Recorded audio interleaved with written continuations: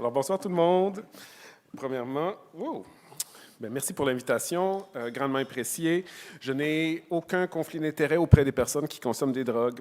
J'en ai quelques-uns auprès de certains décideurs et politiciens, décideurs de santé, qui affectent nos communautés par, des fois, leur manque de vision ou de courage. Et j'ai décidé de ne plus me taire à cet effet, à ce sujet. Est-ce que je peux... C'est avec ça que je change, c'est ça? Donc, pour ceux qui ne nous connaissent pas, l'organisme Dopamine est un organisme communautaire situé dans le quartier Hochelaga-Maisonneuve, qui est finalement un des premiers programmes de réduction des méfaits au Québec avec Cactus Montréal dans les débuts des années 90. Ce qu'on fait principalement, on fait la distribution de matériel, on offre des espaces sécuritaires pour les personnes qui consomment des drogues avec un centre de jour et un site de soir qui est ouvert 7 soirs par semaine et ça, 365 jours par année. On est un des groupes aussi qui gère une salle de consommation supervisée à Montréal, un des 4 sites à Montréal. Dopamine aussi offre évidemment des espaces où les personnes qui consomment des drogues sont au centre de nos actions, donc des projets d'implication. Important de mentionner aussi que dans la structure de Dopamine, les gens qui consomment activement des drogues ou qui ont consommé dans leur vie sont à toutes les phases de la structure, autant sur notre conseil d'administration qu'employés, que personnes qui participent à nos services. Donc, en lien avec l'hépatite C, on a commencé, évidemment, c'était une de nos stratégies de mobiliser nos populations et notre aventure avec des projets un peu plus serrés en lien avec l'hépatite C a commencé en 2009 avec un projet qui s'appelait Dopalier. Vous allez voir, on a des concepts de noms de projets qui commencent tous par Dopa quelque chose, mais Dopalier, c'était des séances d'information finalement. Pour nous, c'était la première phase, séances d'information et de partage pour encourager finalement les bons comportements et aussi encourager les gens à aller en traitement ou se faire dépister, etc. Ça a eu un changement direct puisqu'on était en approche de groupe auprès de nos populations, des personnes qui fréquentaient la ressource. Et finalement, le projet formait une 50aine de personnes par année pour qu'ils deviennent des agents transmetteurs dans leur milieu pour démystifier les traitements, le dépistage et aussi donner espoir à ceux qui avaient déjà fait le traitement à l'époque. Plusieurs personnes dans la salle ont d'ailleurs participé ici, je regarde Michel, Laurence, etc., à ces séances-là pour permettre aux personnes de notre communauté à élever leurs connaissances en lien avec leur réalité de santé. Par contre, on parlait de barrières, on faisait face, même si les gens voulaient aller un peu plus loin dans leur prise en charge de santé, on faisait face à pas mal de barrières à l'époque. On en fait face encore aujourd'hui, je dirais, mais il y avait une barrière qui était culturelle, structurelle aussi, pour avoir accès aux soins de santé, beaucoup de rendez-vous séparés, un petit peu en silo, pas beaucoup de soins généralistes, du moins à l'époque, les gens s'y retrouvaient pas beaucoup. Donc, on a décidé de faire un autre projet qui était un peu la suite logique de nos séances de groupe, un projet qui s'appelait Lotus, celui-là, en 2016, où on avait une navigatrice dans le système de santé pour aider les consommateurs ou les personnes qui voulaient entreprendre des démarches à un peu sillonner ou naviguer dans notre système de santé. Alors, avec le CAPAC et entre autres la clinique du Quartier Latin, on a réussi à accompagner une dizaine de personnes par année, des personnes qui étaient très loin du système traditionnel de santé. Donc, on était vraiment dans une phase, un accompagnement très serré finalement dans le projet Lotus. Mais on faisait face encore à certaines barrières et ne le prenez pas mal, chers collègues de santé, mais des fois, les gens ont tendance à se faire, parce qu'ils consomment des drogues, à se faire un petit peu infantiliser et à leur donner des privilèges que des fois on a. Donc, on voulait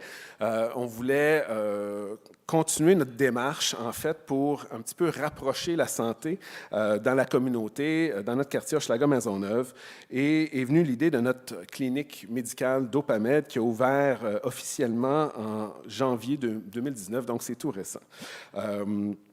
Qu'est-ce que c'est la clinique Dopamed? C'est principalement une équipe qui est formée de pairs, des gens qui ont fait le traitement d'hépatite C, de personnes de l'équipe de dopamine et de 2 médecins et une infirmière qui, en fait, se mettent ensemble aussi pour offrir une approche en santé générale et aussi avoir une approche directement dans notre milieu de vie, donc dans le milieu de vie de dopamine à son centre de jour. On parlait tantôt d'approcher le fibroscan. Donc, on a accès, même si on a une clinique assez rudimentaire dans notre sous-sol au centre de jour, on a eu aussi un fibroscan mobile qui vient à la clinique aussi pour essayer d'avoir tout à la même place. Voilà. 1 minute, oui, mon Dieu, c'est un marathon. Donc, les points à retenir. Donc, c'est sûr on pourrait se qualifier de bébé clinique, hein, parce que ça fait pas longtemps qu'on existe, mais pourtant, les résultats sont bien concrets et présents. Donc, en fait, les points que j'aimerais vous partager, qui ne sont pas là, sont ici. Donc, c'est sûr que pour nous, il y a une plus-value d'amener les soins de santé là où se trouvent les personnes, donc directement dans le milieu de vie, finalement. Plusieurs personnes sont en situation d'itinérance, etc. Donc, dopamine est un peu leur milieu de vie. On a des douches, une buanderie, etc. pour combler les besoins de base qui sont non comblés à la rue. Donc, on est vraiment un milieu de vie. Ça élimine aussi les obstacles, parce qu'on peut offrir tout du début à la fin, soit du traitement ou soit d'une démarche de santé, du moins on tente. Ça l'aide parce qu'on a une équipe communautaire qui est là, qui est présente dans la communauté 7 jours par semaine, 7 soirs par semaine, et ça toute l'année. Donc, ça l'aide aussi pour faire les suivis et autres dans la communauté. Des fois, quand on perd un petit peu les gens, on est capable de communiquer avec eux facilement. Bien, on augmente l'adhérence au traitement. On peut faire tout sur place, donc le dépistage, le diagnostic et les traitements. On le dit ou je le dirai jamais assez, mais on implique les personnes dans la conception et dans l'élaboration de la clinique. Les personnes sont plus susceptibles de terminer le traitement. Et ça non plus, je ne le dirai jamais assez, mais dans une approche généraliste où les soins, où les personnes ont beaucoup de besoins en santé, donc on peut offrir sur place plusieurs services de réduction des méfaits, évidemment, de la TDO, de la santé de routine, de la santé au niveau des ITSS, etc. Donc, on essaie de vraiment offrir une approche qui est vraiment holistique.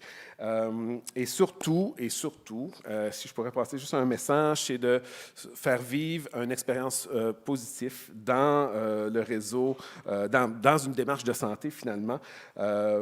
Plusieurs personnes ont peur d'être stigmatisées encore, bien qu'il existe des excellents corridors de services à Montréal, il faut le dire, mais plusieurs personnes, des fois, sont un peu échaudées de la structure, donc ça permet aux gens de transformer leur peur d'être stigmatisés en désir de prendre soin de soi. Et en plus, ça leur permet également de communiquer aussi les bienfaits d'une démarche en santé. Mais non. Il en reste une. Donc, les perspectives, c'est sûr que d'inclure les personnes de façon significative à toutes les étapes de projet, pour nous, c'est essentiel. On ne fait aucun projet sans consulter, sans que les personnes prennent part, non seulement à la réflexion, mais aussi à comment les projets évoluent. C'est ce qui est la même chose pour la clinique. Et je dirais qu'on parlait là, dans tous les concepts, là, tantôt on en a parlé un petit peu en début, de safe supply ou d'approvisionnement sécuritaire. Les associations de consommateurs nous disent de jamais rien faire sur eux, sans eux. Et ce ne sont pas juste des paroles qu'il faut applaudir à la fin de colloque, il faut aussi le démontrer en action et le faire à tous les jours. Donc, toujours se poser la question si les besoins réels sont répondus avec un projet, autant de recherche qu'un projet de clinique comme celui qu'on essaye, qu'on tente de faire. Un défi que je pense que beaucoup de personnes connaissent, mais ce qui est principalement vrai dans le communautaire, c'est sûr qu'on on a besoin de soutien aussi de façon plus récurrente. On est souvent financé par projet, donc c'est souvent dur de maintenir les initiatives, donc on tente de mener ça à bout de bras.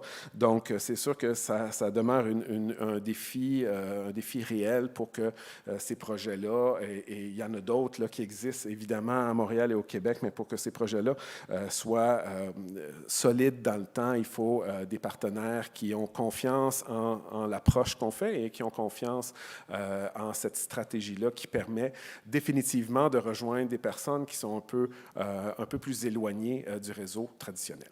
Merci.